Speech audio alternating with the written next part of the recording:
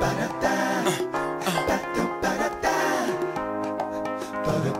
right here is a feel-good song. Everybody smile. It's good to be here. Brought a couple friends along with me for this one. 1, 2, let's go. Take my riches, take my fame, take the microphone, take the stage, take my glory. Translated into audio, it sounds like the melodic tune that comes from the saxophone of Lisa Simpson. 2 words designed and strategically combined to form the biggest oxymoron in the history of mankind. Almost. But see, as far as the world's concerned, you can live your life foul and almost get away with murder if you have a nice smile. You can almost meet folks just to almost sleep around and stop at your local clinic where you almost had a child. See, almost is no stranger to Satan. Here's proof. He only tells lies when they're almost the truth, and it's amazing. Yeah. In our incompleteness, we find complacence. But if almost is one of Lucifer's many traits, then we're inadvertently good at Satan impersonations. But on the contrary, Christ did his job fully. And he proved he was God when he died on the cross like it was his duty. And to pardon the iniquities that I committed rudely, he resurrected from the grave just to tell death to excuse me.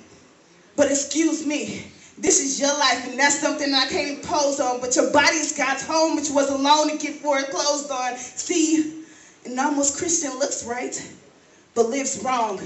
Can't stand the convictions in Romans, so they sit down and be confident in Psalms. Never truly understood worship, but would always sing songs like, I surrender most. Because it's far too expensive for you to spend your life on something that doesn't appeal to your 5 senses to see. Nowadays, Christianity is like a Louis rag. No functional use, but we just rock it because it's stylish. Not righteous, but right-ish. So now all God sees is a pile of Ishmaels when he attended for Isaac's. And removed by how we feel, so we're saved when we feel like it. So technically we've never really been saved, we really tried it. So no wonder why we're never sold out when we return it after we buy it. Now let me break it down, because you need to be aware that your life may lack the very standards that need to be there. Because on that final day of judgment, while God is receiving his heir, will he say, son, well done, or medium rare? Because even by worldly standards, it's highly insane for you to stop spending all your money days before you almost get paid like parents. You wouldn't send your kid to a school that's almost safe. And ladies, would you really date a guy who says he's almost straight? And this is the very thing about God that we all try to get around, but his standards are like between 2 mountains, no middle ground.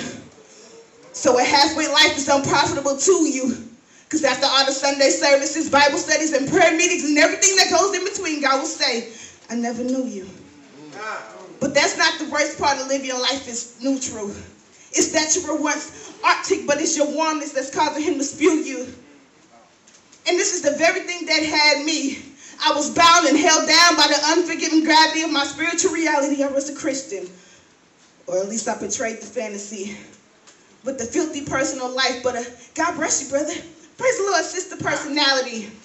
I was a female, enveloped by guilt because I was stamped a sinner. I said I was a female, enveloped by guilt because I was stamped a sinner. My message couldn't get received because I didn't represent the sender, but yet I was almost delivered. Until that one day that I totally, absolutely, and completely surrendered. I took heed to him by the prophet who proclaimed it was time for change. Now I'm no longer bound to stand point blank off the chain. You can ask Umar Abdul-Muttalib. He'll tell you the same. You don't almost go to jail when you almost blow up a plane.